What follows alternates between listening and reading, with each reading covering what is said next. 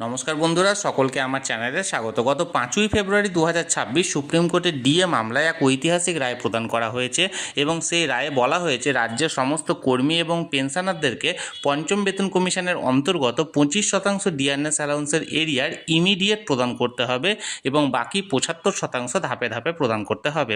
এখন এই 25% ডিআরএস অ্যালাউন্সের এরিয়ার হিসাবে একজন পেনশনার বা ফ্যামিলি পেনশনাররা কত টাকা এরিয়ার হিসাবে পাচ্ছেন এবং তাদের ক্যালকুলেশনটা কী মেথডে হবে, বিশেষ করে অনেকে পেনশন কমিউট করেছেন তাদের কিভাবে ক্যালকুলেশন করা হবে বা যারা কমিউট করেননি তাদের কিভাবে ক্যালকুলেশন করা হবে, তাই নিয়ে সকলে কনফিউজড হয়ে আছেন। আজকের ভিডিওতে আমি মূলত পেনশনার বা ফ্যামিলি পেনশনারদের ডিআরএস অ্যালাউন্সের এই 25% এরিয়ার কিভাবে ক্যালকুলেট করা হবে তাই নিয়ে বিস্তারিতভাবে আলোচনা করব। এই ভিডিওটি যদি আপনারা ধৈর্য সহকারে সম্পূর্ণ দেখেন তাহলে আপনাদেরকে আর ডিআরএস অ্যালাউন্সের এরিয়ার ক্যালকুলেশন করা নিয়ে কোনো রকম কোনো সমস্যায় পড়তে হবে না, এটা আমি কথা দিচ্ছি। তাই ভিডিওটি প্রথম থেকে শেষ পর্যন্ত অবশ্যই ধৈর্য সহকারে দেখুন এবং ভালো লেগে থাকলে অবশ্যই একটি লাইক করুন এবং সকলের সঙ্গে শেয়ার করুন।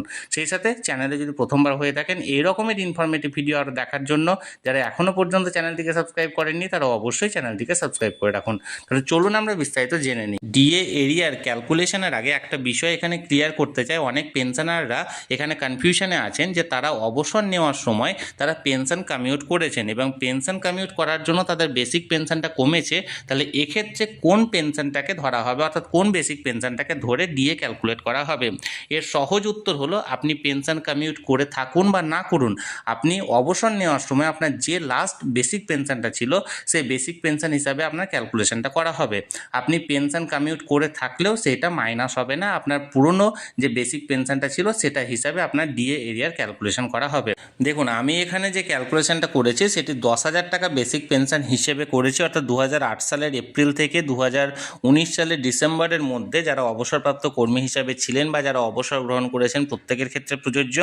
আমার ক্যালকুলেশনটা 10,000 টাকার ভিত্তি হিসাবে ধরা হয়েছে। আপনাদের যাদের যেমন বেসিক পেনশন ছিল সেই সময় আপনারা নিজেদের সেই অনুযায়ী ক্যালকুলেশনটা করে নেবেন। সর্বপ্রথমে আমরা দেখব নাম্বার 1-এ, দেখুন এপ্রিল থেকে জুন 2008 এই সময়সীমা, অর্থাৎ 2008-এর এপ্রিল থেকে জুনের মধ্যে সেন্ট্রাল গভর্নমেন্টের ডিআরএস অ্যালাউন্সের পরিমাণ ছিল সেই সময় 12%, রাজ্য সরকারি কর্মচারীদের ছিল 2%, অর্থাৎ যে গ্যাপ সেই গ্যাপটা ছিল 10%, এবং এই 10% গ্যাপের 25% যদি ইমিডিয়েট দিতে হয় তাহলে দিতে হবে 2.5%, এবং 2.5% 10,000 টাকা বেসিক পেনশনের ওপর তাকে দিতে হবে এই কয়েক মাসের জন্য 750 টাকা। অর্থাৎ এপ্রিল মে জুন এই 3 মাসের জন্য 250 টাকা পার মান্থ হিসাবে 750 টাকা পাচ্ছেন এরিয়ার হিসাবে যাদের বেসিক পেনশন ছিল 10,000 টাকা। এবার জুলাই থেকে অক্টোবর 2008 এই সময় সেন্ট্রাল গভর্নমেন্টের ডিআরএস অ্যালাউন্সের পরিমাণ ছিল 16%, রাজ্যের কর্মীদের ছিল 6%। ডিফারেন্সটা ছিল 10%, যা 25% যদি দিতে হয় তাহলে 2.5% হিসাবে এই কয়েক মাসের এরিয়া দাঁড়াচ্ছে 1,000 টাকা, অর্থাৎ 10,000 টাকা বেসিক পে হিসাবে 1,000 টাকা। এবার আপনাদের যদি ধরুন 10,000-এর জায়গায় 5,000 টাকা বেসিক পেনশন থাকে তাহলে সেই ক্ষেত্রে হিসাবে আপনাদের এই কয়েক মাসে এরিয়াটা দাঁড়াবে 500 টাকা, অর্থাৎ আমি এখানে 10,000 টাকা হিসেবে করেছি। এবার 3 নাম্বার দেখুন, নভেম্বর এবং ডিসেম্বর 2008 এই 2 মাসের জন্য সেন্ট্রাল গভর্নমেন্টের ডিএর পরিমাণ ছিল তখন 16%, রাজ্য সরকারি কর্মচারীদের ছিল 9%, ডিফারেন্স ছিল 7%, আর 25% হিসেবে 1.75% দাঁড়াচ্ছে 350 টাকা, অর্থাৎ 350 টাকা 25% এরিয়ার হিসাবে দাঁড়াচ্ছে। এবার 4 নম্বরে দেখুন, জানুয়ারি থেকে ফেব্রুয়ারি 2009 এই সময় সেন্ট্রাল গভর্নমেন্টে ছিল 22%, রাজ্যের কর্মীদের ছিল 9%, ডিফারেন্স ছিল 13%, যার 25% সমান 3.25%, অর্থাৎ 650 টাকা পাওয়া যাচ্ছে জানুয়ারি এবং ফেব্রুয়ারি 2 মাসের জন্য। দেখুন, মার্চ 2009-এ 22% ছিল সেন্ট্রাল গভর্নমেন্টের, রাজ্যের কর্মীদের ছিল 12%, ডিফারেন্স 10%, যার 25% সমান 2.5%, অর্থাৎ এই এক মাসের জন্য এরিয়া দাঁড়াচ্ছে 250 টাকা। এবার দেখুন, এপ্রিল থেকে জুন 2009 এই সময়সীমার মধ্যে সেন্ট্রাল গভর্নমেন্টের ডিআরএস অ্যালাউন্সের রেট ছিল 22%, রাজ্যের কর্মচারীদের ছিল 16%, ডিফারেন্স ছিল 6%, যার 25% সমান 1.5%, এরিয়ার দাঁড়াচ্ছে 450 টাকা। আশা করি বিষয়গুলো আপনারা বুঝতে পারছেন।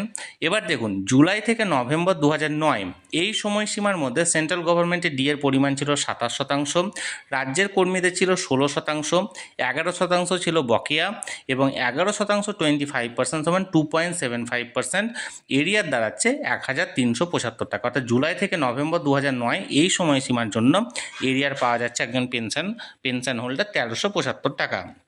এবার দেখুন ডিসেম্বর এক মাসের জন্য ডিসেম্বর 2009 27% ছিল সেন্ট্রাল গভর্নমেন্টের, রাজ্যের কর্মীদের ছিল 22%, ডিফারেন্স ছিল 5%, 5%, 25% সমান 1.25%, এরিয়া দাঁড়াচ্ছে 125 টাকা। এবার দেখুন জানুয়ারি থেকে মার্চ 2010 এই 2010 সালের জানুয়ারি এবং মার্চ, জানুয়ারি ফেব্রুয়ারি মার্চ এই 3 মাসের জন্য সেই সময় সেন্ট্রাল গভর্নমেন্টে ছিল 35%, রাজ্যের কর্মীদের ছিল 22%, ডিফারেন্স ছিল 13%, যা 25% সমান 3.25% এবং দাঁড়াচ্ছে এরিয়ার 975 টাকা। এবার দেখুন এপ্রিল মে জুন অর্থাৎ এপ্রিল থেকে জুন 2010 এই সময়সীমার সময় সেন্ট্রাল গভর্নমেন্টে ছিল 35%, রাজ্যের কর্মীদের ছিল 27%, বকেয়া ছিল 8%, যা 25% অর্থাৎ 2% সমান দাঁড়াচ্ছে 600 টাকা। এপ্রিল মে জুন এই 3 মাসের জন্য 600 টাকা দাঁড়াচ্ছে এরিয়ার 25% হিসেব করে। আমি বারবারই বলছি এই ক্যালকুলেশনটা আমি 10,000 টাকা বেসিক পেনশনের উপর করছি। এখানে আপনাদের যেমন যেমন বেসিক পেনশন হবে সেই মতো নিজের ক্যালকুলেশন করে নেবেন। অর্থাৎ 10,000 টাকায় যদি 3 মাসে 600 টাকা হয় তাহলে আপনাদের যদি কারো 5,000 ছিল সেই সময় তাহলে আপনাদের হবে সেটা 300 টাকা, যদি কারো 10,000ই ছিল তাহলে হবে 600 টাকা, যদি কারো 15,000 ছিল তাহলে হবে 900 টাকা। এইভাবে ক্যালকুলেশনটা করে নেবেন। এবার দেখুন 11 নম্বর জুলাই থেকে নভেম্বর 2010 এই সময়সীমার মধ্যে সেন্ট্রাল গভর্নমেন্টে ছিল 45% ডিআরএস অ্যালাউন্স, রাজ্যের কর্মীদের ছিল 27%, ডিফারেন্স ছিল 18%, যা 25% সমান 4.5%, এরিয়ার হিসাবে পাওয়া যাচ্ছে সেই সময়কালে 2,250 টাকা। এবার দেখুন ডিসেম্বর 2010 45% ছিল সেন্ট্রাল গভর্নমেন্টের, রাজ্যের কর্মীদের ছিল 35%, ডিফারেন্স ছিল 10%, যা 25% সমান 2.5%, এরিয়ার দাঁড়াচ্ছে 250 টাকা। এবার দেখুন জানুয়ারি থেকে জুন 2011 এই সময় সেন্ট্রাল গভর্নমেন্টে ছিল 51%, রাজ্যের কর্মীদের ছিল 35%, ডিফারেন্স ছিল 16%, যা 25% সমান 4%, এরিয়ার হিসাবে পাওয়া যাচ্ছে এই সময়সীমার জন্য 2,400 টাকা। এবার দেখুন জুলাই থেকে ডিসেম্বর 2011 58% ছিল সেন্ট্রাল গভর্নমেন্টের, রাজ্যের কর্মীদের ছিল 35%, 23% ছিল বকেয়া, যা 25% সমান 5.75%, এরিয়ার হিসাবে পাওয়া যাচ্ছে 3,450 টাকা এই সময়ের জন্য। এবার দেখুন জানুয়ারি থেকে জুন 2012 65% ছিল সেন্ট্রাল গভর্নমেন্টের, রাজ্যের কর্মীদের ছিল 45%, ডিফারেন্স ছিল 20%, যা 25% সমান 5%, অর্থাৎ এরিয়ার পাওয়া যাচ্ছে এই 6 মাসের জন্য 3,000 টাকা। এবার দেখুন 16 নম্বরে হচ্ছে জুলাই থেকে ডিসেম্বর 2012 72% ছিল সেন্ট্রাল গভর্নমেন্ট, রাজ্যের কর্মীদের ছিল 45%, এরিয়ার বকেয়া ছিল 27%, যা 25% সমান 6.75%, এরিয়ার হিসাবে পাওয়া যাচ্ছে 4,050 টাকা।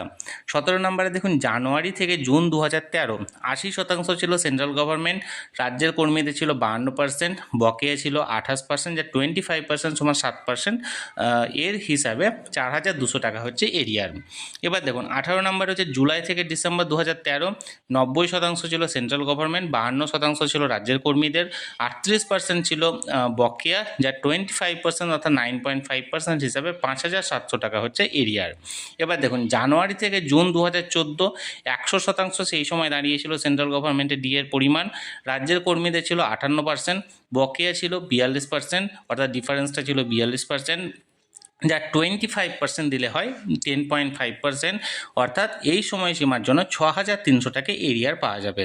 এবার দেখুন জুলাই থেকে ডিসেম্বর 2014 107 ছিল সেই সময় সেন্ট্রাল গভর্নমেন্টের, রাজ্যের কর্মীদের ছিল 58%, 49% ছিল বকেয়া, এই 49%-এর 25% সমান 12.25%, অর্থাৎ এরিয়া দাঁড়াচ্ছে সেই সময়কালের জন্য 7,350 টাকা। এবার দেখুন জানুয়ারি থেকে জুন মাস 2015 জানুয়ারি থেকে জুন এই সময় সেন্ট্রাল গভর্নমেন্টে ছিল 113%, রাজ্যের কর্মীদের ছিল 65%, 48% ছিল বকেয়া এবং 48%-এর 25% সমান 12% হিসাবে তাদের দাঁড়াচ্ছে এরিয়ার 7,200 টাকা। এবার দেখুন 22 নম্বর সিরিয়ালে জুলাই থেকে ডিসেম্বর 2015 এই সময়কালে 119% ছিল সেন্ট্রাল গভর্নমেন্ট, রাজ্যের কর্মীদের দিয়েছিল 65%, 54% ছিল বকেয়া, যা 25% সমান হচ্ছে 13.5%। এখানে এরিয়া দাঁড়াচ্ছে 8,100 টাকা। জানুয়ারি থেকে জুন 2016 125% ছিল সেন্ট্রাল গভর্নমেন্টের, রাজ্যের কর্মীদের ছিল 75%, বকেয়া ছিল 50%, যা 25% সমান 12.5% হিসাবে 7,500 টাকা দাঁড়াচ্ছে এরিয়ার। এবার দেখুন 24 নম্বরে জুলাই থেকে ডিসেম্বর 2016 এই সময়সীমায় সেন্ট্রাল গভর্নমেন্টে ছিল 132%, রাজ্যের কর্মীদের ছিল 75%, 57% বকেয়ার হিসেবে 25% ধরলে 14.25% হিসাবে 8,550 টাকা দাঁড়ায় এরিয়ার। এবার দেখুন জানুয়ারি থেকে জুন 17 136% সেন্ট্রাল গভর্নমেন্ট, 85% রাজ্যের, 51% বকেয়া, যা 25% সমান 12.75% সমান 7,650 টাকা। জুলাই থেকে ডিসেম্বর 2017 139% ছিল সেন্ট্রালের, 85% ছিল রাজ্যের, 54% বকেয়া, 25% হিসাবে 13.5% হিসাবে 8,100 টাকা থাকে এখানে এরিয়ার হিসাবে। এবার জানুয়ারি থেকে জুন 2018 142% ছিল সেই সময় রাজ্য সেন্ট্রাল গভর্নমেন্টের, 100% ছিল রাজ্যের কর্মীদের, 42% ছিল বকেয়া, যা 25% সমান 10.5%, 6,300 টাকা ছিল সেই সময় এরিয়ার। এবার দেখুন জুলাই থেকে ডিসেম্বর 2018 148 ছিল সেই সময় সেন্ট্রাল গভর্নমেন্টের, রাজ্যের কর্মীদের ছিল 100%, ডিফারেন্স 48%, যা 25% সমান 12%, অর্থাৎ 7,200 টাকা দাঁড়াচ্ছে এরিয়ার। এবার হচ্ছে জানুয়ারি থেকে জুন 2019 154% ছিল সেন্ট্রাল গভর্নমেন্টের, রাজ্যের কর্মীদের ছিল 125%, 29% ডিফারেন্সে 25% সমান 7.25%, এরিয়ার দাঁড়াচ্ছে 4,350 টাকা। এবার দেখুন জুলাই থেকে ডিসেম্বর 2019 164% সেন্ট্রাল গভর্নমেন্টের, রাজ্যের কর্মীদের 125%, 39% বকেয়াতে 25% হিসেব করে 9.75% হিসাবে 5,850 টাকা দাঁড়াচ্ছে এরিয়ার। তাহলে একজন পেনশন হোল্ডার এই সময়কালে 25% ডিয়ারনেস অ্যালাউন্স হিসেব করে তার এরিয়ার দাঁড়াচ্ছে 1,16,275 টাকা। এই যে অ্যামাউন্টটা দেখছেন অর্থাৎ 1,16,275 টাকা, এটা 25% এরিয়ার, যার বেসিক পেনশন সেই সময় 10,000 টাকা ছিল তার সেই অবসরপ্রাপ্ত কর্মী পাবেন, এবং বাকি 75% অর্থাৎ 75% সমান হবে তার 1,16,275 গণিত 3 সমান 3,48,825 আরও তিনি পাবেন ধাপে ধাপে আগামী দিনে। অর্থাৎ যে 4 সদস্যের কমিটি গঠন করা হয়েছে সেই 4 সদস্যের কমিটির এখানে সুপারিশ অনুযায়ী বাকি আরও 3,48,825 টাকা তিনি ধাপে ধাপে পাবেন। অর্থাৎ 25% হিসাবে 1,16,275 টাকা তিনি এখনই পাচ্ছেন এবং 3,48,825 টাকা তিনি ধাপে ধাপে পাচ্ছেন। এবার ধরুন আপনার বেসিক পেনশন এই জায়গায় 10,000 টাকা ছিল না, হয়তো ফর এক্সাম্পল 6,000 টাকা ছিল। আপনি কিভাবে বার করবেন?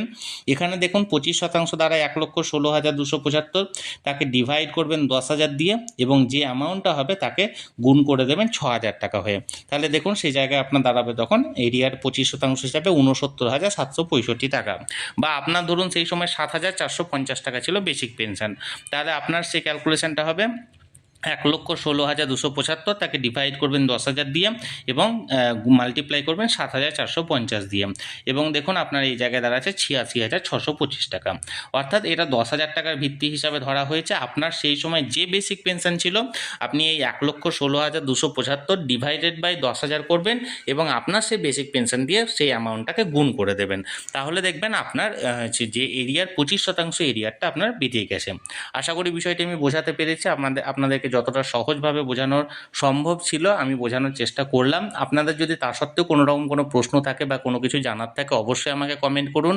আর আপনাদের যদি এই ভিডিওটি ভালো লেগে থাকে অবশ্যই একটি লাইক করুন এবং সকলের সঙ্গে শেয়ার করুন। আর সেই সাথে এই চ্যানেলে যদি প্রথমবার হয়ে থাকেন এই রকমের ইনফরমেটিভ ভিডিও আরও দেখার জন্য যারা এখনও পর্যন্ত এই চ্যানেলটিকে সাবস্ক্রাইব করেননি তারা অবশ্যই চ্যানেলটিকে সাবস্ক্রাইব করে রাখুন। ধন্যবাদ, দেখা হচ্ছে পরের ভিডিওতে।